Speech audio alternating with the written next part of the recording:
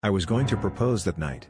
I'd picked out the ring, rehearsed what I'd say, even booked a table at the rooftop bar where we had our first date. We'd been together almost 2 years, enough time to convince myself I knew everything about her. I kept the little velvet box in my jacket pocket, feeling it burn a hole through the fabric all evening as she downed cocktails and swayed dangerously close to the edge of the balcony, laughing a little too loud. Halfway through her third drink, she leaned in, breath hot and words slurred, and blurted out, "You know, I'm still married." I laughed, thinking it was a joke. She didn't. She just blinked, glassy-eyed, then giggled, "He's your boss, by the way." The world slammed to a stop. My fork clattered to the floor. It took a full minute before I realized people were staring.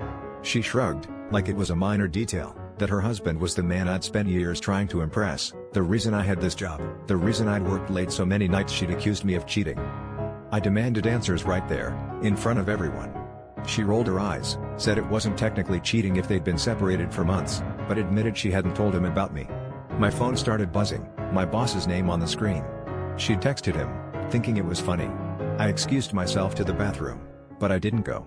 I just stared at the bathroom mirror, sweating, heart pounding, replaying every night she'd come home late, every business trip he'd sent me on last minute, every time she'd asked about my work drama with an edge of too much interest. When I finally walked back, she was gone. The ring felt like a dead weight. I realized I wasn't just angry at her, I was furious at myself. I'd ignored the signs, let myself believe the fantasy because I was so desperate for something real. The next morning, my boss called me into his office. He didn't mention her, just handed me a transfer letter. As I packed up my things, I understood, I wasn't the only one she'd been lying to, but I was the only one who'd believed her. And that hurt worst of all?